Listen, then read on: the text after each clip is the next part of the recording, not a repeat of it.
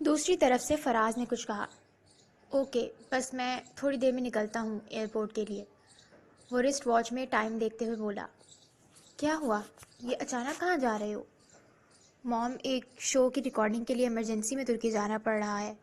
Film کے لیے location بھی دیکھنی ہے۔ میرے پاس ٹائم کم ہے، پلیز کسی سے کہہ کر میری پیکنگ کروا دیں۔ وہ وارڈروب سے کپڑے نکالتے ہوئے بولا۔ بیٹا، کچھ دن ریسٹ کر لیتے، پھر شروع کرتے اپنا کام وام۔ ابھی ایک دن بھی نہیں ہوا تمہیں مکمل صحت یاب ہوئے اور تم پھر چل پڑے۔ فاریہ ادھر ڈنر پر تمہارا ویٹ کر رہی ہے۔ آج رات کو وہ اپنے سسرال واپس جا رہی ہے۔ موم پلیز، ابھی آپ کی باتیں سننے کا ٹائم نہیں ہے میرے پاس۔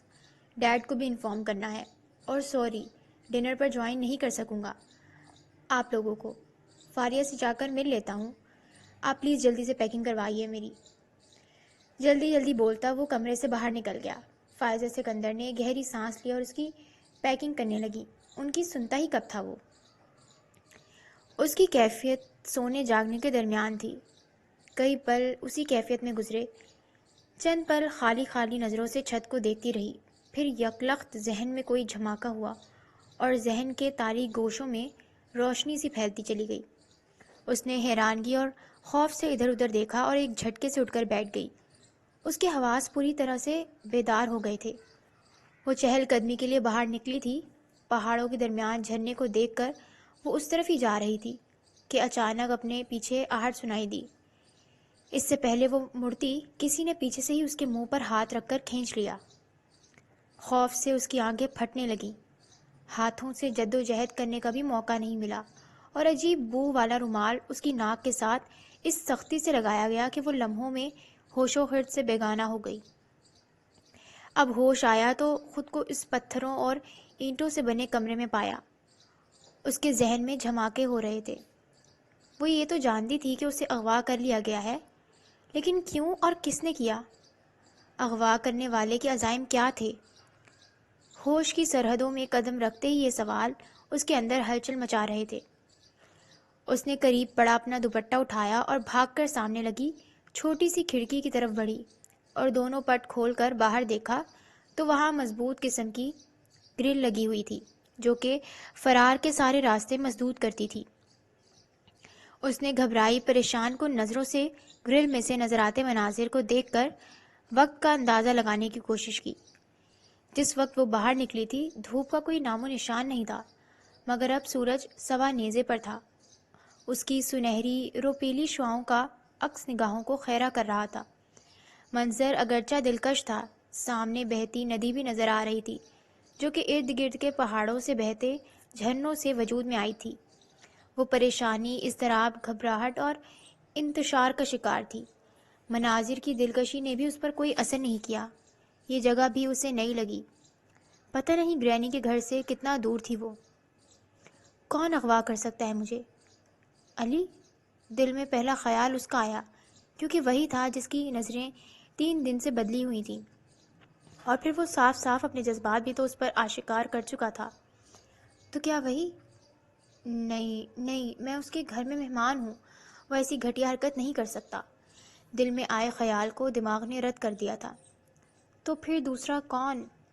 وہ فلم ایکٹر ہی ہو سکتا ہے جو پچھلے 1.5 مہینے سے ہاتھ دھو کر پیچھے پڑا تھا، لیکن اسے کیسے معلوم ہو سکتا ہے کہ میں برسا میں ہوں؟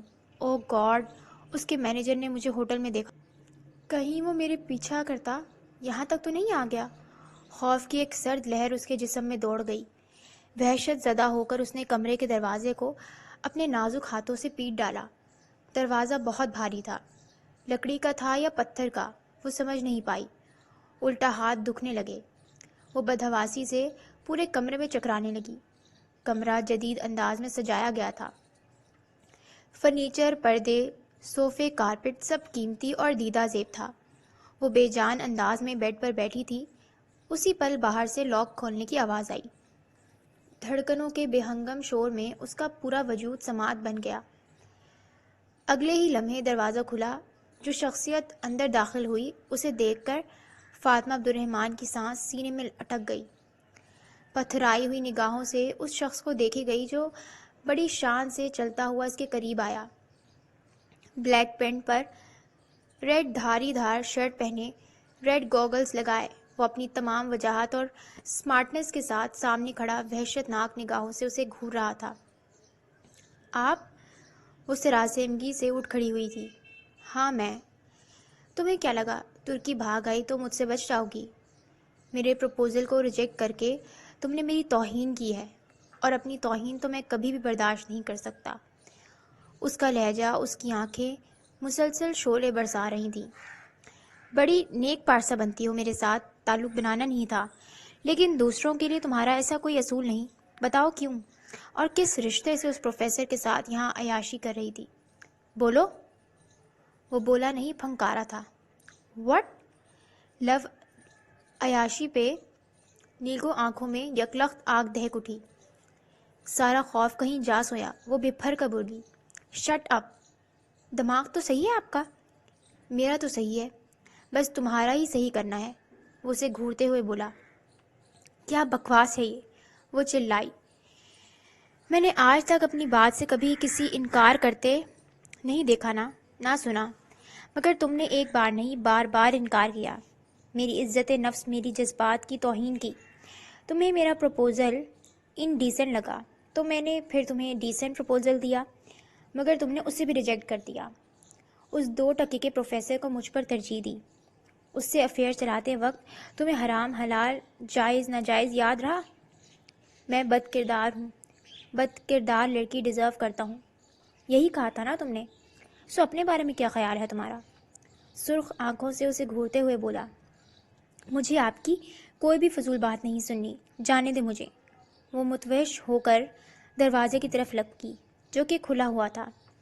آہل نے دروازے تک پہنچنے سے پہلے ہی اس کے بازو کو جکڑا اور قریب رکھے صوفے پر دھکیل دیا۔ ہوش میں تو ہیں آپ؟ وہ صوفے سے اٹھتے ہوئے بولی۔ ہوش میں آنے کی باری اب تمہاری ہے، وہ اسے واپس صوفے پر دھکیلتے ہوئے بولا۔ وہ اس کی اس حرکت پر سراسیمہ ہو گئی۔ بھل بھل آنسو بہنے لگے۔ کیا چاہتے ہیں آپ؟ اللہ کا واسطہ ہے مجھے جانے دیں اور میرا پیچھا چھوڑ دیں۔ آپ جو چاہتے ہیں وہ میرے لیے ناممکن ہے۔ کیوں ناممکن ہے؟ اس پروفیسر کے ساتھ بنا کسی رشتے کے گھوم سکتی ہو، اس کا وقت رنگین بنا سکتی ہو، تو میرا کیوں نہیں؟ اور ویسے بھی میں نے تو تمہیں سیدھے طریقے سے شادی کی آفر کی تھی۔ اس کے ساتھ میں بنا کسی رشتے کے نہیں گھومتی رہی، نکاح ہوا ہے ہمارا۔ وہ بہتے آنسوؤں کے ساتھ بولی۔ جھوٹ بول رہی ہو تم۔ پہلے حیران اور پھر مشکوک نگاہوں سے دیکھتے ہوئے بولا، اللہ کی قسم سچ کہہ رہی ہوں، جب آپ نے مجھے پروپوز کیا تھا اس سے 1 دن پہلے میرا اس کے ساتھ نکاح ہوا تھا۔ تم میری فرم میں بھی کام نہیں کر سکتی، مجھ سے تعلق بھی نہیں رکھ سکتی، شادی بھی نہیں کر سکتی، کیونکہ تمہارا آلریڈی نکاح ہو چکا ہے، رائٹ؟ اس نے اس بات میں سر ہلایا۔ مگر جانتی ہو میں تمہیں حاصل کے بنا نہیں چھوڑ سکتا، تم میرے لیے چیلنج بن چکی ہو اب۔ لیکن میرا تو نکاح، مجھے اس سے فرق نہیں پڑتا، میرے پاس ایک سولیوشن ہے، تم اس شخص سے طلاق لوگی اور مجھ سے نکاح کرو گی۔ میرا جب تم سے دل بھر جائے گا، میری ضد پوری ہو جائے گی تو میں تمہیں چھوڑ دوں گا، پھر تم دوبارہ اس پروفیسر سے شادی کر لینا، مجھے کوئی مسئلہ نہیں ہوگا، اس طرح سے حلالہ بھی ہو جائے گا تمہارا۔ وہ نہایت سکون سے بولا، جبکہ فاطمہ عبد الرحمن کو لگا اس کے پیروں تلے جیسے کسی نے زمین کھینچ لی ہو۔ مارے صدمے کے اسے اپنی رگیں پھٹتی ہوئی محسوس ہوئی۔ نہیں نہیں، یہ کس طرح سے ممکن ہے؟ اس پر وحشتیں مکمل طور سے تادی ہو گئیں۔ کیوں ممکن نہیں؟ میں کون سا کوئی ساری زندگی تمہیں اپنے ساتھ باندھ کر رکھنے کی بات کر رہا؟ اس کا لہجہ مضبوط اور استہزائیہ تھا۔ میں انسان ہوں، کوئی کھلونا نہیں، وہ چیخ کر بولی۔ چیخو مت، کہا نا جلد چھوڑ دوں گا، پھر کر لینا اس پروفیسر سے شادی، ویسے بھی میں گلے سے لگاتا ہوں، گلے سے لٹکاتا نہیں۔ اس کے اطمینان میں فرق نہیں آیا۔ وہ چند لمحے صدمے سے اس کی طرف دیکھتی رہی۔ اگلے ہی پل شدید نفرت اور اشتعال کی لہر اس کے اندر دوڑ گئی۔ آپ ایک انتہائی ذلیل، کمینے اور گرے ہوئے انسان ہیں، میں 1000 بار لعنت بھیجتی ہوں، جان دے دوں گی اپنی، لیکن آپ کی یہ ناپاک لو خواہش کبھی پوری نہیں ہونے دوں گی۔ Shut up! اپنی زبان کو لگام دو ورنہ کاٹ ڈالوں گا۔ اس کے منہ سے اپنے لیے گالیاں سن کر وہ بھڑک اٹھا۔ آپ جیسے شخص سے ہر کمینگی کی توقع کی جا سکتی ہے، مجھ سے ایسی گھٹیا بات منوانے کی امید مت رکھنا۔ وہ اٹل انداز میں بولی۔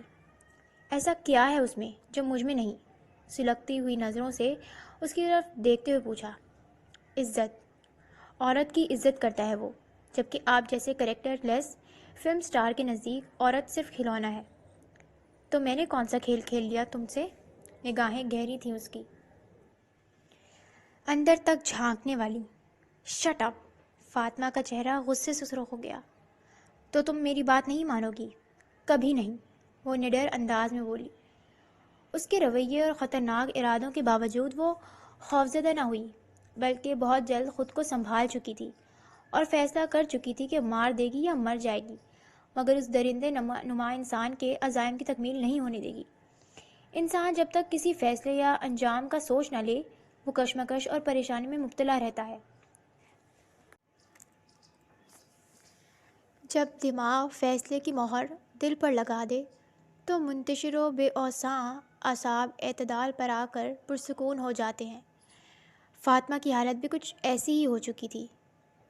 اس وقت میں نے کبھی کسی معمولی سے جانور سے بھی اتنی نفرت اور کراہیت محسوس نہیں کی جتنی اس وقت تم سے ہو رہی ہے مسٹر گھٹیا سپر سٹار۔ تمہارے چہرے پر چڑھے اس ماسک کو میں نوچ پھینکوں گی۔ تمہارے چاہنے والے، تمہارے فینس کو تمہارا یہ اصلی گھٹیا چہرہ دکھاؤں گی کہ تم کتنے دوغلی، پالیسی عیاش اور گھٹیا ذہنیت کے آدمی ہو۔ مجھے اغوا کر کے خود کو بہت طاقتور، بہت زور آور سمجھ رہے ہو۔ حقیقت میں تم ایک دولت اور شہرت کے نشے میں ڈوبے گھٹیا اور بزدل انسان ہو۔ اصل میں تم سے یہ بات برداشت نہیں ہو رہی تھی کہ تمہیں کوئی لڑکی ریجیکٹ کیسے کر سکتی ہے، لیکن میں نے کیا۔ ایک بار نہیں، 1000 بار، 1000 بار کروں گی، اور پھر سے یہی کہوں گی کہ تم ایک بد کردار مرد ہو۔ سو تمہاری قسمت میں اگر کوئی عورت لکھی بھی ہوگی تو وہ فاطمہ عبد الرحمن نہیں، بلکہ تمہارے اپنی جیسی ہی کوئی بد کردار عورت ہوگی۔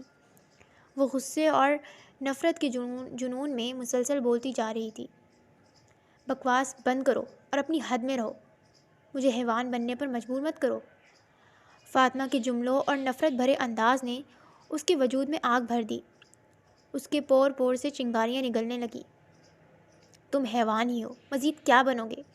تم جیسے گھٹیا شخص سے کمینگی و پستی کی ہی امید کی جا سکتی ہے۔ میں کہہ رہا ہوں نا، اپنی حدود میں رہو، ورنہ ایسا نہ ہو کہ میرے ہاتھوں تمہارا قتل ہو جائے۔ وہ دھاڑا۔ تو کر دو قتل۔ تمہارے ہاتھوں ذلت اٹھانے سے قتل ہو جانا ہی بہتر ہے۔ باعزت زندگی تو جینے نہیں دو گے مجھے، مارنا چاہتے ہو تو مار دو مجھے۔ وہ اس کی دھاڑ سے ڈرے بغیر ہذیانی انداز میں چیخنے لگی۔ میرا دماغ خراب ہے جو اتنی خوبصورت لڑکی کو قتل کروں گا؟ اگلے ہی لمحے وہ پینترا بدل کر بولا، چہرے پر تھوڑی دیر پہلے والے غصے اور غیظ و غضب کا شائبہ تک نہ تھا۔ فاطمہ چیخنا چلانا بھول کر حیرت سے اسے دیکھنے لگی۔ میری بات مان لو، یقین کرو، میرے ساتھ تمہارا جتنا بھی وقت گزرے گا بہت اچھا گزرے گا۔ انداز کے ساتھ لہجے میں بھی نرمی آ چکی تھی۔ ناممکن۔ فاطمہ نے نفی میں سر ہلایا۔ اوکے، تمہاری مرضی، لیکن جب تک ہاں نہیں کرو گی میں بھی نہیں جانے دوں گا، وہ بھی ضدی انداز میں کہتے ہوئے دوسرے صوفے پر بیٹھ گیا۔ دروازہ کھلا ہوا تھا۔ فاطمہ نے چور نظروں سے ادھ کھلے دروازے کی طرف دیکھا۔ کھلا دروازہ دیکھ کر بھاگنے کا مت سوچنا، باہر میرے وفادار موجود ہیں۔ وہ اس کی حرکات و سکنات پر گہری نظر رکھے ہوئے تھا شاید۔ میں آپ سے بچنے کے لیے ترکی نہیں آئی، میری موم کی برسی ہے پرسوں، اسی لیے آئی یہاں۔ پلیز مجھے جانے دیں، ان کی قبر پر جانا ہے مجھے۔ میں اپنے تمام الفاظ واپس لیتی ہوں جو میں نے کہے۔ خدا کے لیے مجھے معاف کر دیں اور جانے دیں۔ کچھ دیر خاموش رہنے کے بعد اس نے اچانک سر اٹھایا اور اس کی طرف بھیگی آنکھوں سے دیکھتے ہوئے التجائی انداز میں بولی۔ کچھ دیر پہلے والا نفرت بھرا انداز اور لہجہ غائب ہو چکا تھا، آواز میں شکستگی تھی۔ وہ جو صوفے پر ٹانگ چڑھائے بیٹھا اپنی سرخ آنکھوں سے اسے گھور رہا تھا، اس کے لہجے میں گھلی آنسوؤں اور بے بسی کی نمی نے نہ جانے اس پر کیا اثر کیا۔ وہ چند پل بے حد خاموشی سے اسے دیکھے گیا۔ حسن و دلکش رونائی اور دل ربائی کا پیکر، کلیوں کا تبسم، شوخ پھولوں سے شگفتگی، جھلملاتے ستاروں کی کہکشاں جس کی نگاہوں میں جھلملا رہی تھی، جس کے رخساروں پر سرخ گلابوں کے رنگ ٹھہر گئے تھے، جس کے یاقوتی ہونٹوں پر گلابوں نے اپنا آپ نچھاور کر ڈالا تھا، جیسے کوئی مصور حاصل زیست کا شاہکار بنا کر قلم توڑ ڈالے۔ وہ حسن و رونائی کا نادر شاہکار تھی، اور وہ حسن و دلکشی کا دیوانہ اسی لیے تو اس کے پیچھے یہاں تک چلا آیا تھا۔ اس سمے اس کا رویا گھبرایا بے بس حسن اسے ہی بے بس کرنے لگا تھا۔ اس کی بوسفورس کے سمندر جیسی گہری نیلی آنکھیں اسے اپنے سحر میں جکڑنے لگی تھیں۔ عجیب سی جھنجھناہٹ اور احساسات اس کے اندر وارد ہونے لگے۔ اس کی زندگی میں حسین چہروں کی کمی نہیں تھی، مگر اس لمحے اسے محسوس ہو رہا تھا کہ وہ کوئی عام لڑکی نہیں، بلکہ اپنے اندر اتنی جاذبیت، اتنی کشش رکھتی ہے کہ کوئی بھی بڑے سے بڑا، مشہور سے مشہور ترین اور دولت مند شخص اس کے قرب کی تمنا کر سکتا ہے۔ وہ جو اس سے اپنے ٹھکرائے جانے کا بدلہ لینے، اسے جھکانے، اس سے اپنی بات منوانے، اس کا غرور توڑنے کے ارادے سے ترکی آیا تھا، اچانک سے اپنے بدلنے والے احساسات سے کنفیوز ہونے لگا۔ اس وقت وہ خود کو بالکل عام انسان کے جیسا محسوس کرنے لگا۔ اپنے فلم سٹار، سپر سٹار ہونے کا کوئی غرور بھرا احساس اس کے اندر نہیں جاگ رہا تھا۔ فرقان اپنے اندر نپٹنے والے احساسات سے گھبرا کر وہ صوفے پر سے اٹھ کھڑا ہوا اور فاطمہ کی طرف سے رخ موڑتے ہوئے فرقان کو آواز لگائی۔ جی سر۔ وہ فوراً حاضر ہوا۔ انہیں اسی جگہ چھوڑ کے آؤ جہاں سے لے کر آئے تھے۔ کہنے کے بعد وہ وہاں رکا نہیں، بنا کسی کی طرف دیکھے وہ باہر نکل گیا، جبکہ فرقان حیران رہ گیا۔ اگر اتنی جلدی چھوڑنا ہی تھا تو مجھے یہاں بھیج کر ان محترمہ کی تلاش میں خوار کرنے کی کیا ضرورت تھی؟ وہ بڑبڑایا۔ آئیے مس۔ وہ بے یقینی کی کیفیت میں مبتلا کھڑی فاطمہ سے مخاطب ہوا اور اسے اپنے پیچھے آنے کا اشارہ کیا۔ اونچے نیچے راستوں پر 20 منٹ چلنے کے بعد وہ ایک جگہ رک گیا۔ یہاں سے آگے آپ خود چلی جائیں مس، وہ سامنے ہی آپ کے ریلیٹیوز کے گھر ہیں۔ پلٹ کر لمبے لمبے ڈھک پڑتا وہ غائب ہو گیا۔ فاطمہ ارد گرد دیکھ رہی تھی۔ یہ وہی جگہ تھی جہاں وہ 3 گھنٹے پہلے چہل قدمی کے لیے نکلی تھی، اور ان لوگوں کے ہتھے لگ گئی تھی۔ یعنی کہ جہاں اسے رکھا گیا وہ جگہ گرینی کے گھر سے زیادہ دور نہیں تھی۔ وہ اتنے گھنٹوں سے غائب تھی، نہ جانے وہ لوگ اس کے لیے کتنا پریشان ہو رہے ہوں گے، اسے ڈھونڈ رہے ہوں گے۔ یہ خیال آتے ہی وہ تیزی سے چلنے لگی۔ ابھی چند قدم ہی طے کیے تھے کہ نظر علی پر پڑی، جو بھاگتا ہوا اس کی طرف آ رہا تھا۔ اس کے چہرے کی پریشانی اور بوکھلاہٹ اسے دور سے ہی نظر آ گئی۔ اوہ، خدا کا شکر ہے آپ بالکل ٹھیک ہیں۔ کہاں چلی گئی تھیں آپ؟ ہم سب سخت پریشان ہو کر آپ کو پچھلے کئی گھنٹوں سے ڈھونڈ رہے ہیں۔ قریب آتے ہی وہ بے تابی سے بولا۔ وہ ایکچولی میں واک کے لیے نکلی تھی، راستہ بھول گئی تھی، ادھر ادھر بھٹکتی رہی، بڑی مشکل سے ملا تو اصل بات تو کسی صورت نہیں بتا سکتی تھی، سو واک کا بہانہ ہی ذہن میں آیا۔ یہاں کے راستے کسی بھی انجان بندے کے لیے آسان نہیں۔ آپ کو اگر باہر جانا ہی تھا تو اصلی، سیلن یا سبل میں سے کسی کو ساتھ لے جاتی، یا پھر کم از کم اپنا فون ہی ساتھ لے لیتی، ہمیں اتنی پریشانی تو نہ اٹھانی پڑتی۔ دادی جان پچھلے 3 گھنٹوں سے آپ کے لیے رو رہی ہیں۔ یہ سوچ سوچ کر ان کی جان نکلی جا رہی تھی کہ خدا نخواستہ آپ کو کوئی نقصان نہ پہنچا ہو تو وہ آپ کے بابا کو کیا جواب دیں گی؟ وہ پریشانی بھرے انداز میں مہذب طریقے سے اس کی لاپرواہی کا احساس دلا رہا تھا۔ سوری، خیال نہیں رہا مجھے، وہ شرمندگی بھرے لہجے میں بولی۔ آئیں چلیں، وہ اسے ساتھ آنے کا اشارہ کر کے گھر کی طرف چل پڑا۔ فاطمہ بھی تیز قدموں سے ساتھ چلنے لگی۔ میں کل ہی واپس استنبول چلی جاؤں گی۔ واپس آتے وقت وہ سوچ چکی تھی۔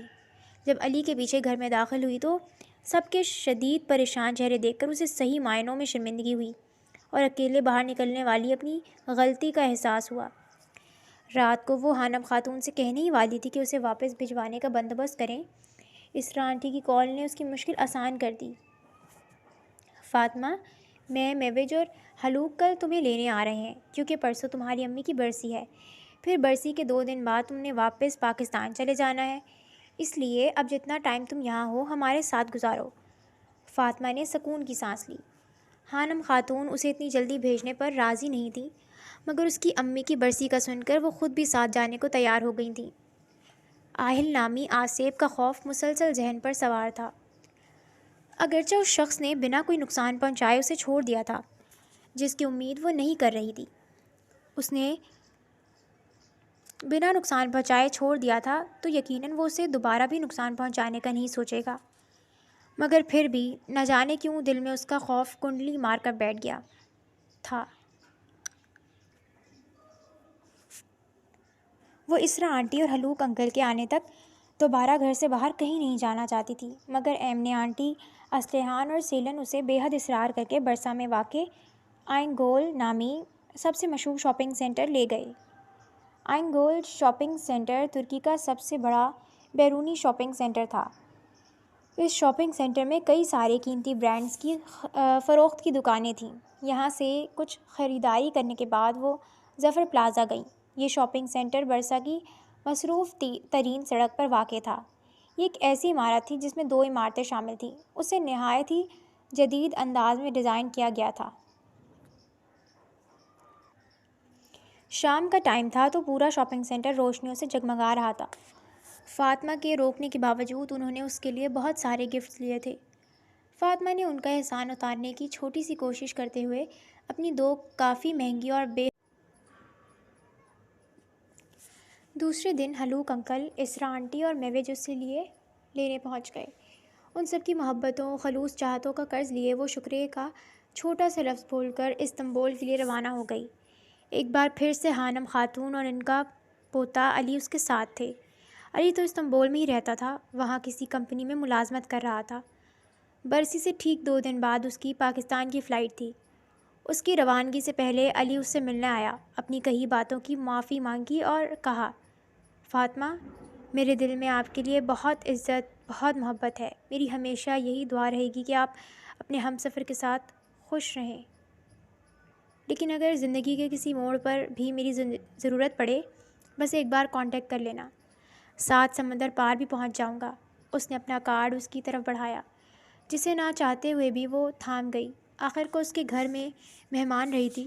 ہانم خاتون سمیت اس کے تمام گھر والوں، خاص طور پر ان کے بیٹے یعنی ایمنے آنٹی کے شوہر اور علی کے بابا نے تو سگی بیٹیوں کی طرح اس کا خیال رکھا۔ ان سب کی اس قدر محبت اور خلوص کے بدلے میں اتنی مروت دکھانا تو بنتا ہی تھا۔ فلم گینگسٹر 2 کی پچھلے 2 گھنٹوں سے جاری شوٹنگ میں وہ زین اور نتاشا کی کوئی 20 بار انسلٹ کر چکا تھا۔ یہ شوٹنگ ترکی کے جنوب مشرقی علاقے غازن تیپ میں ہو رہی تھی۔ لوکیشنز فائنل ہو چکی تھیں۔ شوٹنگ کے لیے جن 4 ممالک کو سلیکٹ کیا گیا تھا ان میں ترکی، برطانیہ، روس اور یوگوسلاویہ شامل تھے۔ یہ فلم رومانس کے مسالے کے ساتھ بھرپور ایکشن پر مشتمل تھی۔ ایکشن سینز کے لیے دیہاتی علاقے کی ضرورت تھی، جس کے لیے غازن تیپ میں سلیکٹ کیا گیا تھا۔ فلم کی پوری ٹیم ڈائریکٹر، پروڈیوسر آہل خان کے ساتھ اس وقت غازن تیپ کی ایک روڈ پر موجود تھی۔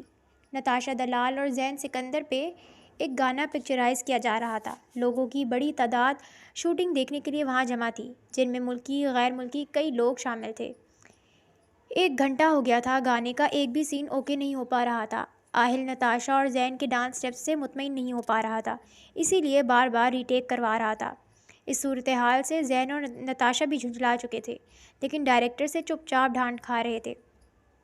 کیسے فضول اسٹیپس کر رہے ہیں، یہ گانے کی لیرکس کے ساتھ بالکل بھی میچ نہیں کر رہا ان کے ڈانس اسٹیپس۔ ایسے ریہرسل کروائی تھی آپ نے ان کی؟ مجھے لگتا ہے تم سب کی وجہ سے اس فلم پہ لگا میرا کروڑوں کا پیسہ ڈوب جائے گا، فلوپ ہو جائے گی یہ فلم۔ اب وہ کوریوگرافر سرور علی پر اپنی جھنجھلاہٹ اتار رہا تھا۔ مجھے لگ رہا ہے تمہارے بھائی کسی اور کا غصہ ہم پر نکال رہے ہیں، نتاشا زین کے کان میں دھیرے سے بولی۔ ہاں، لگ تو ایسا ہی رہا ہے، ورنہ میں سمجھ رہا تھا کہ پہلے کی نسبت میں اچھا ڈانس کر رہا ہوں۔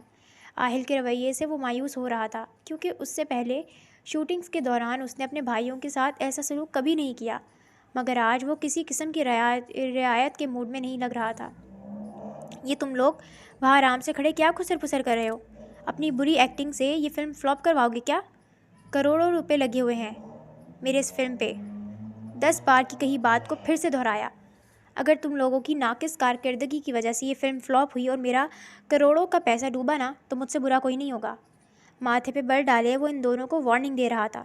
بھائی لیکن ہم شٹ اپ، میں اس وقت صرف تمہارا ڈائریکٹر ہوں۔ بھائی، زین کی بات کو درستی سے کاٹا۔ ابھی مزید بھی وہ ان کی بے عزتی کرنے کے موڈ میں تھا۔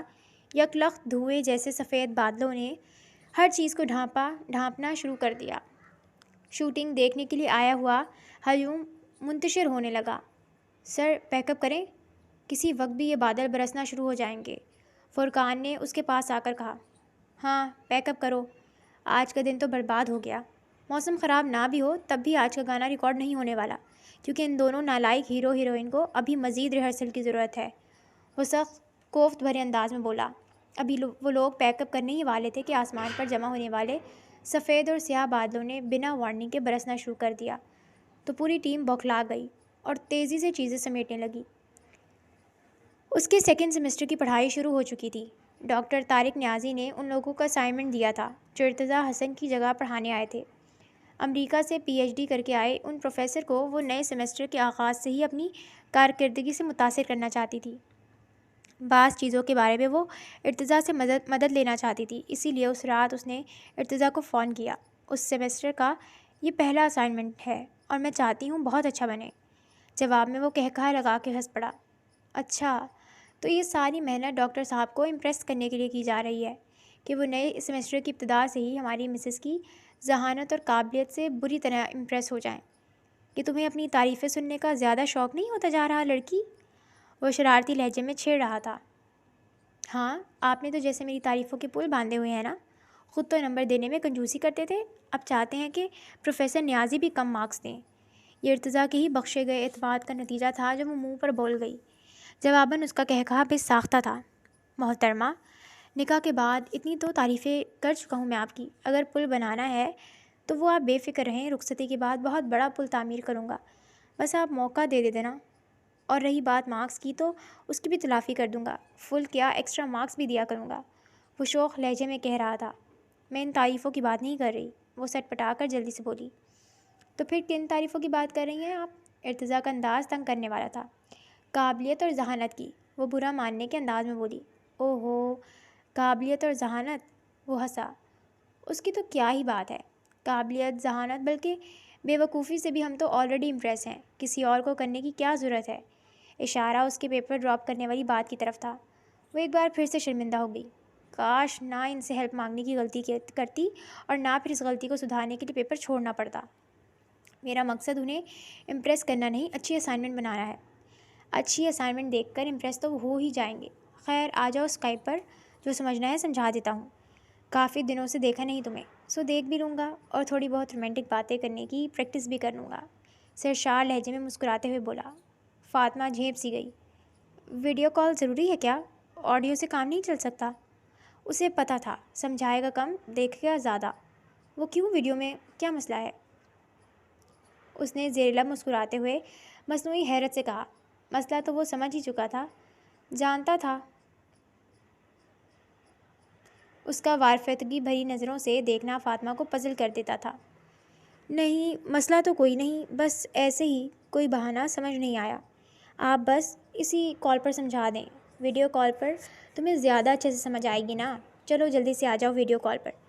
نہیں، مجھے آڈیو کال پر بھی اچھے سے سمجھ آ جائے گی۔ آپ کو اسائنمنٹ میں میری ہیلپ کرنی ہے تو اسی کال پر کریں، وہ ضدی انداز میں بولی۔ بہت ضدی ہو یار، کبھی تو دل خوش کر دیا کرو۔ بہت ہی کوئی نالائق اسٹوڈنٹ ہو میری، ہر امتحان میں فیل ہو۔ قریب تھا تب بھی نالائق اسٹوڈنٹ تھی، اب 7 سمندر پار ہوں تب بھی نالائکی کے جھنڈے گاڑ رہی ہو۔ وہ مایوسی سے بولا۔ میں نالائق اسٹوڈنٹ ہوں؟ وہ صدمے سے بولی۔ آف کورس، اسے چڑھانے کی خاطر وہ زور دے کر بولا۔ اوکے سر، میں نالائق اسٹوڈنٹ ہوں تو نالائق اسٹوڈنٹ ہی صحیح، وہ چڑھنے کے بجائے کھل کر ہنسی۔ ارتضیٰ کی پیاسی سماعتیں سیراب ہونے لگی۔ تم ایسے نہیں خیال کرو گی میرا، تھوڑی جدائی اور دکھ کی آنچ دینی پڑے گی، پھر صحیح معنوں میں پگھلو گی تم اور میری طرف کا اندازہ ہوگا تمہیں۔ جدائی اور آپ، 5 مہینے تو میرے بغیر نکالے نہیں جا رہے آپ سے، وہ ہنستے ہوئے مذاق اڑا رہی تھی۔ شایان یہ ساری گفتگو سن رہا ہے، تھوڑی عزت رکھ لو یار، بس وہ مصنوعی بے چارگی سے بولے۔ کیا شایان بھائی؟ اسے جھٹکا لگا۔ وہ آپ کے پاس کیسے؟ میرا مطلب ہے وہ تو لندن میں ہوتے ہیں۔ ہاں، مجھ سے ملنے کل ہی آیا ہے امریکہ۔ اوکے، آپ انہیں کمپنی دیں، میں فون رکھتی ہوں، وہ جلدی سے بولی۔ پہلے ہی شرمندگی ہو رہی تھی کہ کہیں ساری باتیں تو نہیں سن لی۔ اچھا سنو، میں تھوڑی دیر میں تمہیں رنگ کروں گا، آ جانا اسکائپ پر، میں صرف تمہارے اسائنمنٹ کے بارے میں ہی بات کروں گا، کوئی رومانٹک بات نہیں کروں گا، نہ زیادہ دیکھوں گا تمہاری طرف جس سے تم ڈر رہی ہو، وہ ہنس کر کہہ رہا تھا۔ وہ خفیف سی ہو کر فون بند کر گئی۔ اب وہ حرین کو کال ملا رہی تھی۔ ارادہ اس کے کان کھینچنے کا تھا، جس نے اسے یہ ضروری اطلاع نہیں دی کہ شایان ارتضیٰ سے ملنے امریکہ گیا ہوا ہے۔ حرین سے بات کرنے کے 10 منٹ بعد ارتضیٰ کی دوبارہ کال آئی تو چاروں ناچار اسے اسکائپ پر جانا پڑا۔ ارتضیٰ نے اس سے 1 گھنٹہ بات کی، اسائنمنٹ کے حوالے سے کئی اہم پوائنٹس اور ٹپس اسے بتائیں۔ اسائنمنٹ سبمٹ کروانے میں 1 ہفتہ تھا، سو وہ ریلیکس ہو کر سو گئی۔ رات کو چاہے وہ لیٹ سوتی یا جلدی اٹھتی، آنکھیں اس کی حسب معمول صبح سویرے ہی کھل جاتی تھیں۔ تیار ہو کر ناشتے کی ٹیبل پر آئی تو وہ خالی تھی۔ بوا اس کے لیے ناشتہ لگا رہی تھیں۔ بوا، بابا ناشتہ کر کے چلے گئے کیا؟ فاطمہ نے ان کی خالی کرسی کی طرف دیکھتے ہوئے پراٹھے رکھتی بوا سے پوچھا۔ نہیں بیٹا، وہ تو ابھی تک نہیں اٹھے، میں بلا لاتی ہوں۔ نہیں، آپ رہنے دیں، میں خود جاتی ہوں، وہ کرسی سے اٹھتے ہوئے بولی۔ نوک کر کے ان کے کمرے میں آئی تو وہ بستر پر کمبل اوڑھے سو رہے تھے۔ کچھ دیر کھڑی انہیں دیکھتی رہی کہ آیا اٹھائے یا نہیں، پھر آہستہ سے ان کی پیشانی پر ہاتھ رکھا تو وہ گرم تھی۔ وہ پریشان ہو گئی۔ ابھی 1 منتھ پہلے ہی تو اتنا شدید بخار ہوا تھا انہیں، اب پھر سے؟ اسے تشویش ہونے لگی۔ یونیورسٹی جانے کا ارادہ اس نے بدل دیا اور ان کے جاگنے کے انتظار میں وہیں کرسی پر بیٹھ گئی۔ 10 منٹ بعد انہوں نے کروٹ لی اور آنکھیں کھولی۔ فاطمہ فوراً ان کی طرف متوجہ ہوئی۔ وہ جاگ چکے تھے، اسے اس ٹائم وہاں دیکھ کر چونکے۔ کیا ہوا بیٹا، آپ یونیورسٹی نہیں گئی؟ انہوں نے اٹھنے کی کوشش کی۔ فاطمہ نے فوراً بابا، آپ کی طبیعت ٹھیک نہیں ہے، میں ڈاکٹر کو بلاؤں؟ ان کا سوال نظر انداز کر کے پریشانی سے بولی۔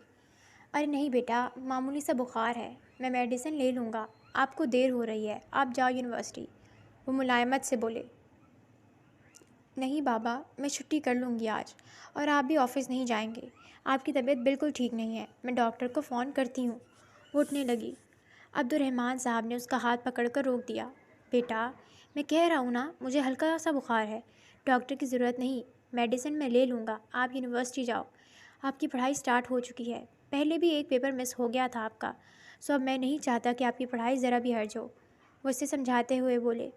ٹھیک ہے بابا، لیکن آپ ناشتہ بھی لازمی کر لیجیے گا اور میڈیسن بھی ضرور لے لیجیے گا، بوا کو تاکید کرتی جاؤں گی میں، اور میں جلدی آ جاؤں گی، اگر میرے آنے تک آپ کا بخار ٹھیک نہ ہوا تو میں خود آپ کو ڈاکٹر کے پاس لے کر جاؤں گی، ان کا ہاتھ چوم کر آنکھوں سے لگاتے ہوئے بولی۔ اوکے مائی پرنسس، وہ مسکرا دیے۔ فاطمہ، وہ ان کے کمرے سے نکلنے ہی لگی تھی کہ انہوں نے آواز دی۔ جی بابا، وہ سوالیہ نگاہوں سے دیکھتے ہوئے ان کے پاس آ گئی۔ اس شخص نے پھر تو کوئی دھمکی وغیرہ نہیں دی نا؟ اس کے چہرے کو غور سے دیکھتے ہوئے بولی۔ نہیں بابا، وہ نہ چاہتے ہوئے بھی جھوٹ بول گئی۔ چلو اچھی بات ہے، میرے نوٹس بھجوانے کے بعد وہ سنبھل گیا ہوگا۔ چند پل اس کے چہرے کو غور سے دیکھتے رہنے کے بعد انہوں نے سر ہلاتے ہوئے کہا، جی، اس نے مردہ سی آواز میں کہا۔ اب کیا بتاتی، اس شخص نے تو نوٹس کے بعد بھی اس کا پیچھا نہیں چھوڑا تھا، بلکہ اور بپھر گیا تھا، اس کے پیچھے ترکی تک پہنچ گیا، اسے کڈنیپ کیا، گھٹیا ڈیمانڈ رکھی، کتنی ساری باتیں تھیں، لیکن یہ سب وہ انہیں بتا کر مزید پریشان نہیں کر سکتی تھی۔ ان پر کمبل ڈال کر واپس بیڈ روم میں آ گئی تاکہ پرس اور فائل لے سکے۔ ناشتہ کرنے کا اب اس کا کوئی ارادہ نہیں تھا، نہ ٹائم بچا تھا۔ پرس اور فائل اٹھانے کے بعد اس نے چارجنگ پر لگا موبائل اتارا۔ موبائل پر ٹائم دیکھتے اسے پرس میں ڈالنے کے ارادے سے اس نے زپ کھولی ہی تھی کہ موبائل بجنے لگا۔ PTCL کا نمبر تھا۔ اس نے کچھ خوفزدگی سے فون کی طرف دیکھا۔ ہیلو، اس نے دوسری طرف خاموش محسوس کر کے کہا۔ دل ایک بار پھر سے دھڑک اٹھا۔ جان آصف، دوسری طرف وہی بھاری منجمد دلکش آواز گونجی۔ اس کا دل ایک لمحے کو سکڑ کر پھیلا۔ کیا فیصلہ کیا پھر تم نے اس دن والے میرے مشورے کے بارے میں؟ اسے ترکی سے واپس آیا آج 16واں دن تھا۔ اس 16 دنوں میں وہ آج پہلی بار کانٹیکٹ کر رہا تھا۔ میں سوچ بھی نہیں سکتی کہ کوئی شخص اتنی پست ذہنیت کا مالک بھی ہو سکتا ہے۔ نکاح کو مذاق سمجھا ہوا ہے کیا؟ 1 نمبر کے گھٹیا ذلیل اور آوارہ آدمی ہو، تم سے نکاح کرنا تو کجا تم پر تھوکنا بھی اپنی توہین سمجھتی ہوں۔ اس نے کال کاٹی، موبائل کو بیڈ پر اچھالا۔ شدید غصے سے اس کا روا روا کانپ رہا تھا، چہرہ سرخ انگارہ بن گیا۔ اسی وقت ملازمہ نے ڈرائیور کے کار نکالنے کی اطلاع دی تو وہ بیگ اٹھاتے ہوئے ڈرائیور کی طرف بڑھ گئی۔ ملازمہ امینہ دبے قدموں سے ڈرائنگ روم میں آئی، احتیاط سے ادھر ادھر دیکھا۔ عبدالرحمن صاحب کے کمرے کا دروازہ بند تھا۔ جبکہ بوا سامنے کچن میں اس کی طرف سے پشت کیے کام میں مگن تھی۔ وہ ہاتھ میں ڈسٹر لیے سیڑھیوں کی جانب بڑھ گئی۔ رخ فاطمہ کے کمرے کی طرف تھا۔ اندر پہنچ کر اس نے متلاشی نگاہوں سے ادھر ادھر دیکھا۔ سائڈ دراز کو کھولنے کے لیے ہاتھ بڑھایا ہی تھا کہ نظر بیڈ کے وسط میں گئی۔ جس چیز کی تلاش میں یہاں آئی تھی وہ سامنے ہی پڑی تھی۔ اس کی آنکھوں میں چمک آ گئی۔ ایک بار مڑ کر کمرے کے بند دروازے کی طرف دیکھا اور پھر جھپٹ کر بیڈ پر پڑی اپنی مطلوبہ چیز کو اٹھا کر کپڑوں میں چھپا لیا اور جس طرح احتیاط سے آئی اسی طرح ادھر ادھر دیکھتے باہر نکل گئی۔ بوا، آپ نے بابا سے میری شکایت کی ہے؟ فاطمہ مسکرا کر بوا سے مخاطب ہوئی۔ بیٹا، مجھے آپ کی خاموشی سے ڈر لگتا ہے۔ آپ جب سے ترکی سے واپس آئی ہیں بہت خاموش اور پریشان لگتی ہیں، میرے پوچھنے پر بھی نہیں بتاتی۔ اس لیے میں نے آپ کے بابا سے کہا کہ وہ آپ سے معلوم کریں کہ کیا بات ہے۔ آپ اتنی گہرائی سے میرا جائزہ لیتی ہیں؟ فاطمہ حیران ہوئی۔ وہ سمجھتی تھی بوا نے اسے صرف پالا ہے، سو وہ اس کے لیے ماں جیسی حیثیت نہیں رکھتی ہوگی۔ بیٹا، یہ بات حقیقت ہے کہ میں آپ کی سگی ماں نہیں ہوں، مگر خدا گواہ ہے آپ کو ہمیشہ میں نے اپنی سگی بیٹی ہی سمجھا۔ 20 سال ہو گئے مجھے اس گھر میں رہتے ہوئے۔ 8 سال کی تھیں جب آپ یہاں آئی تھیں۔ اس کے بعد سے میں نے آپ کی پرورش کی۔ اس دن سے آج تک میں اپنے دل میں آپ کے لیے وہی محبت اور اپنائیت محسوس کرتی ہوں جو ایک ماں اپنے بچے کے لیے کرتی ہے۔ آپ میرے سینے میں دل بن کر دھڑکتی ہیں۔ میں صرف اپنی پے کا حق ادا نہیں کرتی، اپنے اندر چھپی ممتا کی تسکین بھی کرتی ہوں۔ اپنی بے اولادی کا غم آپ کو پا کر میں بھول گئی تھی۔ ان کے لہجے میں محبت ہی محبت تھی۔ پلیز بوا، پے کا نام کبھی زبان پر مت لائیے گا۔ موم کو کھونے کے بعد جب میں یہاں آئی تھی تو آپ کے روپ میں مجھے دوسری ماں مل گئی تھی، تبھی میں نے ان کی کمی کبھی محسوس نہیں کی۔ فاطمہ ان کے سینے سے لگ کر بولی۔ پھر کیا بات ہے بیٹا، آپ اتنی پریشان کیوں رہتی ہیں؟ کیا ارتضیٰ بیٹے نے کچھ کہا ہے؟ آپ کو وہم ہو گیا ہے بوا، ایسی کوئی بات نہیں۔ اگر کوئی ایسی ویسی بات ہوئی تو سب سے پہلے آپ کو ہی بتاؤں گی۔ اچھا، ایک کپ چائے مل جائے گی؟ آج یونی میں بہت تھک گئی۔ اس نے انہیں مسکرا کر مطمئن کر دیا تھا، مگر اپنے آپ کو نہیں کر پا رہی تھی۔ اس کی چھٹی حس اسے بار بار آگاہ کر رہی تھی کہ وہ شخص اس کا پیچھا نہیں چھوڑے گا، مگر یہ بات اس کی سمجھ میں نہیں آ رہی تھی کہ کرے تو کیا کرے۔ رات کھانے کے بعد کمرے میں جا کر لیٹنے کے بعد اسے خلاف معمول جلدی نیند آ گئی، لیکن سونے کے فوراً بعد ایک برا خواب دیکھنے کے بعد وہ خوفزدہ ہوتی اٹھ کر بیٹھ گئی۔ سانس دھونکی کی مانند چل رہا تھا، وہ خوف سے کانپ رہی تھی۔ اس پل اسے کمرے میں پھیلے اندھیرے اور خاموشی سے بے تحاشا ڈر لگا۔ اس نے اٹھ کر لائٹ جلائی، پانی پیا، مگر اس کا خوف اور ڈر پھر بھی ختم نہیں ہوا۔ وہ بے ساختہ کمرے کا دروازہ کھول کر باہر نکل آئی۔ اس کا رخ لاؤنج کی طرف تھا۔ اس وقت اسے آوازیں چاہیے تھیں، شور چاہیے تھا، ایسا شور جو اس کے اندر کے خوف کو دبا سکے۔ اس لیے وہاں آ کر اس نے جلدی سے ٹی وی آن کیا۔ عبدالرحمن صاحب کی طبیعت اب ٹھیک ہو چکی تھی۔ وہ بھی اس کی طرح کھانے کے فوراً بعد کمرے میں چلے گئے تھے۔ وہ ابھی کب کی سو چکی تھی، مون تو سوتا ہی سب سے پہلے تھا۔ اس نے نیوز چینل لگا لیا اور صوفے پر لیٹنے کے انداز میں بیٹھ گئی۔ نیوز کاسٹر ملکی صورتحال پر خبریں پڑھ رہا تھا۔ دیکھ تو وہ سامنے رہی تھی مگر ذہن کہیں اور تھا۔ اچانک جانے پہچانے نام پر اس کا دل ایک لمحے کو سکڑ کر پھیلا۔ وہ فوراً سے پیشتر سیدھی ہو بیٹھی، توجہ مکمل طور پر ٹی وی کی جانب تھی۔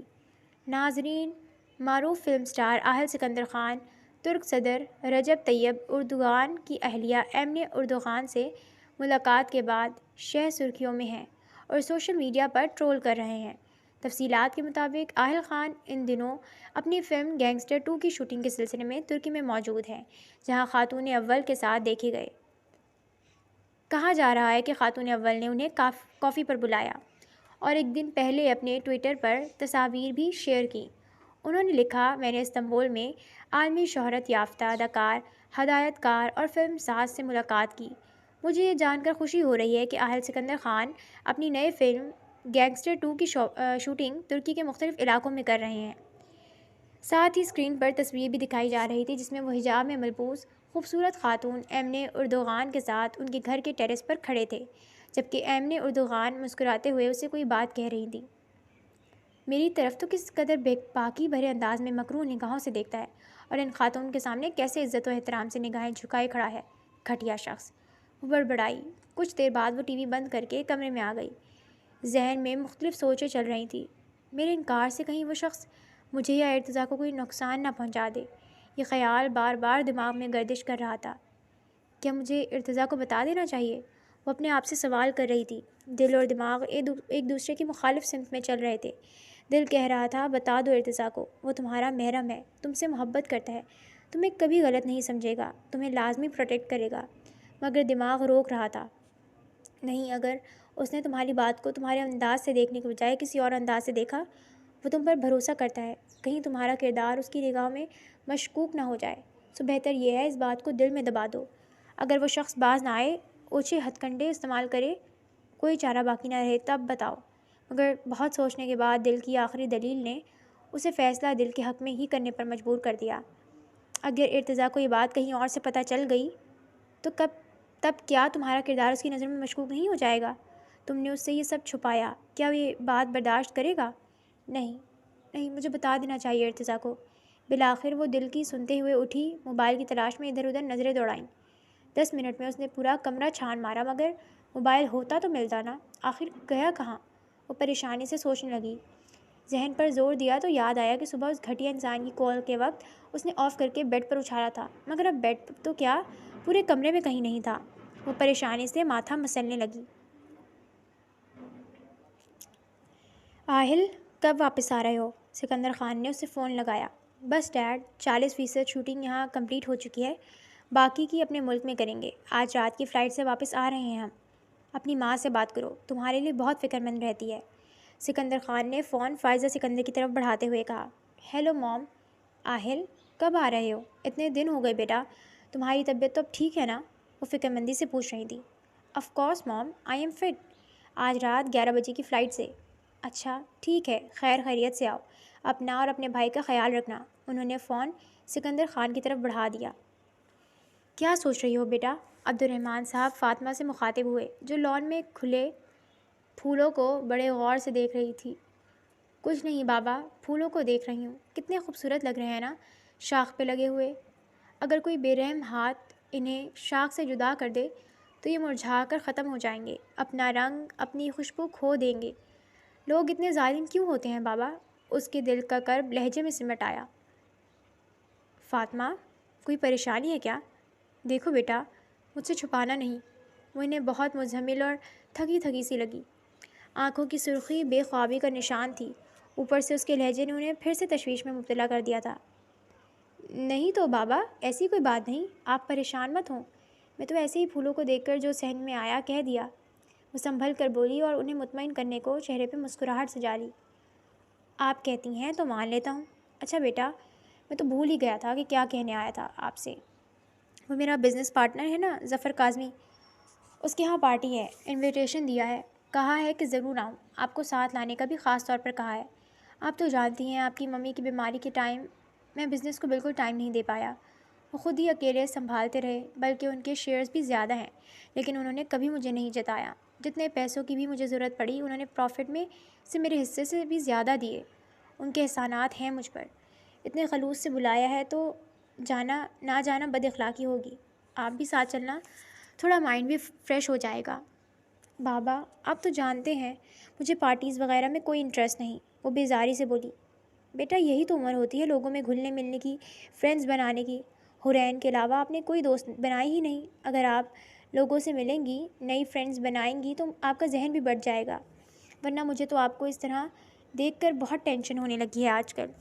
اسی لیے میں چاہتا ہوں کہ آپ پارٹی میں چلیں، آپ کا دل بہل جائے گا. لیکن بابا، اس نے پھر سے انکار کرنے کے لیے لب کھولنے چاہے، مگر عبد الرحمن صاحب نے پیار سے ٹوک دیا. لیکن کچھ نہیں، آپ بس چلیں گی. اوکے بابا. کب چلنا ہے؟ نہ چاہتے ہوئے بھی وہ مان گئی. کل شام کو 6 بجے، جب میں آفس سے واپس آؤں گا. آپ ریڈی رہنا. آپ کے جانے سے آپ کے کاظمی انکل کو اچھا لگے گا، وہ اکثر پوچھتے رہتے ہیں آپ کا. اوکے میرے پیارے بابا، آپ کی خوشی کے لیے چلوں گی. وہ مسکرائی تو عبد الرحمن صاحب بھی مسکرا دیے. جو کام تمہیں سمجھایا گیا ہے وہ کر تو لوگے نا؟ مثال شیرانی نے کوئی تیسری بار یہ سوال پوچھا. آف کورس میم، اگر آپ کو میری قابلیت پر بھروسہ نہیں تو آپ کسی اور کو بلا لیں. جینز شرٹ میں ملبوس، سر پر کیپ پہنے سامنے بیٹھے شخص کے ماتھے پر اب کی بال بل پڑ گئے تھے. موبائل کو ہاتھ سے الٹ پلٹ کرتے اس نے تیکھے لہجے میں جواب دیا. ارے نہیں، تمہارے بارے میں نے سنا ہے کہ تم بہت ماہر ہیکر ہو، اسی لیے تو تمہیں بلوایا ہے۔ قابلیت پر شک نہیں کر رہی، صرف پوچھ رہی تھی، کیونکہ میں چاہتی ہوں کوئی ایسی ڈیوائس ہو جس سے اس فون کا سسٹم میرے موبائل سے کنیکٹ ہو جائے۔ ہر وہ کال میسج جو اس فون پر آئے مجھے اپنے موبائل پر ریسیو ہو سکے۔ بے چینی بھرا انداز تھا۔ یہ شخص ایک بہت ہی قابل اور مایہ ناز ہیکر تھا، جس کو مثال شنانی کے حکم پر فراز اس کے پاس لے کر آیا تھا۔ آج صبح ہی اس نے فاطمہ کی ملازمہ کی مدد سے اس کا فون چوری کروایا تھا۔ اس کام کے لیے ملازمہ اور اس کے شوہر کو، جو کہ فاطمہ عبد الرحمن کے گھر چوکیدار تھا، پیسے دے کر خریدا گیا تھا۔ کتنا ٹائم لگے گا؟ مثال شنانی سے صبر نہیں ہو رہا تھا۔ بس میم، آپ مجھے 20 منٹ دیں، آپ کا کام مکمل طور پر ہو جائے گا۔ اس شخص کے کہنے پر مثال شنانی نے اسپات میں سر ہلایا اور فراز کو اس کے پاس بیٹھنے کا اشارہ کر کے خود کمرے سے باہر چلی گئی۔ اپنے کہے کے مطابق وہ 20 منٹ بعد اپنا کام مکمل کر چکا تھا۔ میم، اس فون کا تمام ڈیٹا میں آپ کے لیپ ٹاپ میں ٹرانسفر کر چکا ہوں۔ اس فون میں نے ایک ایسی پاورفل ڈیوائس ڈال دی ہے جس سے اس فون پر موصول ہونے والی تمام کالز، میسیجز آپ کو اپنے موبائل پر بھی موصول ہوں گے۔ شیرانی کی باتیں کھل گئیں۔ ویری گڈ، وہ توصیفی انداز میں بولی۔ فراز، اس کو رقم دو، اور ہاں، تم لڑکے اپنا منہ بند رکھنا۔ مجھے تو تم جانتے ہی ہوگے کہ میں کون ہوں، سو اگر تم نے کسی کے سامنے میرا نام لیا، اس سب کا ذکر کیا، تو تمہارے لیے اچھا نہیں ہوگا۔ تمہارا تمام بایو ڈیٹا نکلوانے کے بعد ہی تمہیں یہاں بلایا گیا۔ وہ اسے دھمکی دینا نہیں بھولی۔ اس شخص نے لاپرواہی سے کندھے اچکا دیے۔ یہ اس کے لیے نئی بات نہیں تھی۔ لوگ ایسے ہی اس سے اپنا خفیہ کام کروانے کے بعد اس بات کو راز میں رکھنے کے لیے دھمکی دیتے تھے۔ وہ جو کاظمی انکل کی پارٹی کو کوئی عام بزنس پارٹی سمجھی تھی، یہاں آ کر اسے پتہ چلا یہ پارٹی دراصل ان کی نہیں بلکہ ان کے بیٹے علی کاظمی کی تھی، اور کوئی عام پارٹی نہیں بلکہ خاص اور بڑے پیمانے کی پارٹی تھی، جس میں شہر کے بڑے بڑے رئیس آئے ہوئے تھے۔ علی کاظمی ایک سنگر تھا۔ پچھلے دنوں اسے اپنی کسی البم کی کامیابی پر ایوارڈ ملا تھا، جس کی خوشی کو سیلیبریٹ کرنے کے لیے یہ پارٹی منعقد کی گئی تھی۔ پارٹی میں شوبز کی فیلڈ سے وابستہ کافی لوگ آئے ہوئے تھے۔ چند ایک چہروں کو تو وہ پہچان گئی تھی جنہیں اس نے ٹی وی پر دیکھا ہوا تھا۔ پارٹی کا انتظام ظفر کاظمی کے وسیع و عریض محل نما گھر کے لان میں کیا گیا تھا۔ اورنج جارجٹ کے گھٹنوں تک آتے فراک پر بلیک نیٹ کی کوٹی پہنے، فراک بلیک نگوں سے مزین تھا۔ اورنج بارڈر والے دوپٹے سے جھانکتا اس کا گلابی چہرہ چودھویں کے چاند کی طرح روشن تھا۔ اتنے سارے کیل کانٹوں سے مزین چہروں میں وہ لیپا پوتی سے پاک چہرہ بہت شاداب اور دلکش لگ رہا تھا۔ پارٹی اپنے عروج پر تھی۔ وسیع و عریض لان اس وقت مرکری لائٹس، رنگ برنگ آنچلوں سے جگمگا رہا تھا۔ ماحول میں قیمتی پرفیومز کی خوشبوؤں کی مہک رچی ہوئی تھی۔ موسم اس وقت بہت حسین ہو رہا تھا۔ آسمان ایک دم صاف و شفاف گہرا نیلا ہو گیا تھا۔ اس میں جگمگاتے لاتعداد ستاروں کے بیچ روشنی بکھیرتا چاند بہت حسین لگ رہا تھا۔ دھیرے دھیرے چلتی پرنم مہکتی ہوا نے ماحول کو سحر انگیز بنا دیا تھا۔ پورے لان میں بڑے کرینے سے بڑی بڑی گول میزوں کے قریب کرسیاں رکھی ہوئی تھیں۔ میزوں پر بہت خوبصورت سرخ پرنٹڈ دسترخوان تھے۔ آرکسٹرا پر انگلش دھن بج رہی تھی۔ آرکسٹرا کی یہ مدھم دھنیں پورے ماحول کو خوابناک بنا رہی تھیں۔ سفید وردی میں ملبوس ویٹر ہاتھ میں ٹرے پکڑے مشروبات سرو کر رہے تھے۔ مشروبات میں شربت کے ساتھ ساتھ کئی قسم کے الکحل بھی تھے۔ کھنکتے قہقہے، حسیناؤں کی شوخ ادائیں، مردوں کی بے باک نگاہیں۔ فاطمہ لیمن اسکویش کا گلاس لیے کرسی پر بیٹھی ہلکے ہلکے سپ لے رہی تھی۔ بابا اس سے کچھ دور کھڑے کاظمی انکل اور کسی دوسرے آدمی کے ساتھ باتیں کر رہے تھے۔ وہ خاموش بیٹھی سب کا جائزہ لے رہی تھی۔ پہل تو وہ یہاں آ کر بے چینی کا شکار ہو گئی تھی۔ عبد الرحمن صاحب بھی اس کے چہرے کے اتار چڑھاؤ اور پارٹی کا ماحول دیکھ کر عجیب سے احساسات کا شکار ہو گئے تھے کہ شاید انہیں وہاں فاطمہ کو اصرار کر کے نہیں لانا چاہیے تھا۔ تاہم کاظمی نے ان کا جس خلوص سے پرتپاک استقبال کیا، وہ شرمندہ ہو گئے۔ فاطمہ سے بھی وہ خاصی محبت سے ملے تھے۔ اپنے بیٹے سے بھی ان کا تعارف کروایا تھا۔ فاطمہ کو ان کی نسبت ان کا بیٹا بالکل پسند نہیں آیا، کیونکہ وہ اندر تک اترنے والی گہری نظروں سے اس کا جائزہ لے رہا تھا۔ تبھی وہ ناگوار تاثرات کے ساتھ وہاں سے ہٹ گئی تھی اور کارنر پر لگی ٹیبلز میں سے ایک کے گرد بیٹھ گئی تھی۔ کچھ دیر بعد اس نے دیکھا علی کاظمی گٹار ہاتھ میں لیے وہاں پر بنے اسٹیج پر کھڑا لہک لہک کر گا رہا تھا۔ تمام لوگ اس کی طرف متوجہ تھے اور داد و تحسین پیش کر رہے تھے۔ وہ بھی بے تاثر نگاہوں کے ساتھ اسٹیج کی جانب دیکھ رہی تھی۔ دفعتاً اس نے ایک شخص کو اسٹیج کی طرف بڑھتے اور لوگوں کو اپنی سیٹوں سے کھڑے ہو کر اس کا نام پکارتے اور تالیاں بجاتے سنا۔ اس کی سانسیں تھم گئیں۔ اس نے اپنی آنکھوں کو رگڑ کر صاف کیا۔ کہیں اس کا تخیل تو نہیں؟ مگر نہیں، وہ خیال نہیں تھا۔ اس سے کچھ دور اسٹیج پر وہ مکمل مردانہ وجاہت کا شاہکار، سحر انگیز شخصیت رکھنے والا، شوبز کی دنیا کا بے تاج بادشاہ، جو کہ لاکھوں دلوں کی دھڑکن تھا، پوری حقیقت کے ساتھ موجود تھا۔ بلیک پینٹ کوٹ میں ملبوس، ریڈ ڈائز ٹائی لگائے، اپنے دلکش ہیئر سٹائل کے ساتھ گلوکار علی کاظمی سے گلے ملتے ہوئے وہ اب وہاں موجود تمام لوگوں کی طرف مسکراتے ہوئے ہاتھ ہلا رہا تھا۔ کئی فنکار اس سے مل رہے تھے۔ وہ یک ٹک اسے دیکھی گئی۔ کتنا ہینڈسم تھا یہ شخص، ارتضیٰ حسن سے بھی زیادہ۔ بے خیالی میں وہ اس کا موازنہ ارتضیٰ سے کرنے لگی۔ اس کے دل نے اعتراف کیا، ارتضیٰ حسن جتنا بھی ہینڈسم صحیح، مگر اس شخص کے پاسنگ بھی نہیں تھا۔ جتنا اس کا ظاہر خوبصورت ہے، کاش باطن بھی اتنا ہی خوبصورت ہوتا۔ علی کاظمی سے بات کرتے ہوئے آہل کی غیر ارادہ نگاہ کونے والی ٹیبل کی طرف اٹھ گئی۔ فاطمہ، جو اسی کی طرف ہی دیکھ رہی تھی، نے اچانک اسے چونکتے دیکھا۔ پھر جلدی اس نے اس پر سے اپنی نگاہ ہٹا لی۔ وہ فنکار تھا، اپنے چہرے کے تاثرات کو چھپانا اسے آتا تھا۔ اب وہ اسٹیج سے اتر آیا تھا اور اسٹیج کے نزدیک کھڑا ایک مشہور کرکٹر سے محو گفتگو تھا۔ اس نے 2 دفعہ اس کے چہرے پر نگاہ ڈالی اور اتفاق سے دونوں دفعہ ہی ان کی نگاہیں آپس میں ٹکرا گئی تھیں۔ اس کی نگاہوں کی خود سری اور ہٹ درمی نے فاطمہ کی چھٹی حس کو بیدار کر دیا تھا۔ کسی نامعلوم خطرے کی گھنٹیاں اسے اپنے ارد گرد بجتی ہوئی محسوس ہو رہی تھیں۔ اس کے ہاتھوں پیروں میں ہلکی ہلکی کپکپاہٹ شروع ہو گئی تھی۔ قریب سے گزرتے ویٹر سے اس نے کافی کا کپ لیا، چند گھونٹ پی کر اپنے ڈسٹرب اعصاب کو نارمل کرنے لگی۔ دفعتاً اس نے اپنے قریب وہی آواز سنی۔ کافی کا کپ اس کے ہاتھ سے چھوٹ کر اس کے کپڑوں کو داغدار کر گیا۔ وہ خوف سے نگاہیں اوپر نہیں اٹھا سکی۔ اسے امید نہیں تھی کہ اتنے لوگوں کی موجودگی میں اس کے پاس آنے یا مخاطب ہونے کی کوشش کرے گا۔ تبھی تو وہاں سے اٹھی نہیں تھی۔ مس فاطمہ عبد الرحمن، کیسی ہیں آپ؟ فاطمہ کو اس کا لہجہ طنزیہ لگا۔ وہ کچھ بول نہیں پائی۔ اس کی جھکی نگاہیں اس کے بلیک چمچم کرتے شوز اور بلیک پینٹ کے پائنچوں پر تھیں۔ کافی سے ڈریس خراب ہونے کے احساس نے اسے کھڑا ہونے پر مجبور کر دیا۔ وہ اسے بنا جواب دیے تیزی سے وہاں سے چلی گئی۔ آہل کی نظریں اس کا پیچھا کر رہی تھیں۔ وہ واش روم کی تلاش میں آگے بڑھ رہی تھی کہ سامنے سے کاظمی انکل اور بابا اسے اپنی طرف آتے دکھائی دیے۔ ارے بیٹا، چلیے، کھانا لگ گیا۔ اور ارے یہ آپ کے کپڑوں پر کیا ہوا؟ ظفر کاظمی اسے کھانا کھانے کا کہتے ہوئے چونکے۔ انکل، وہ کافی گر گئی ہے۔ واش روم کس طرف ہے؟ اس نے ادھر ادھر دیکھتے ہوئے کہا۔ واش روم تو اس طرف ہے بیٹا۔ ایک منٹ، ارے شاہدہ ادھر آؤ۔ انہوں نے قریب سے گزرتی ایک ملازمہ ٹائپ خاتون کو آواز دی۔ انہیں واش روم دکھا دو۔ اس عورت کے قریب آنے پر انہوں نے کہا تو وہ عورت سر ہلاتے ہوئے اسے گھر کی رہائشی بلڈنگ میں واقع ایک چمچماتے واش روم میں لے آئی۔ میں تھوڑی دیر میں آتی ہوں، آپ پلیز جائیے گا نہیں، یہیں باہر رکیے گا۔ نامعلوم دل میں اٹھتے عجیب وسوسوں کے باعث وہ کہہ گئی تھی۔ باہر چونکہ ملازمہ موجود تھی، اس لیے اس نے صرف دروازہ بند کیا، چٹخنی نہیں چڑھائی، فراک کو فرنٹ سے پکڑ کر نل کے آگے کیا اور دھونے لگی۔ پانی کے گرنے کے شور کی وجہ سے وہ دروازہ کھلنے کی آواز تو نہیں سن سکی، لیکن کسی کے اندر داخل ہونے اور دروازہ بند کرنے کی آواز اس نے ضرور سن لی تھی۔ فوراً سے بیشتر اس نے گردن گھمائی۔ آہل خان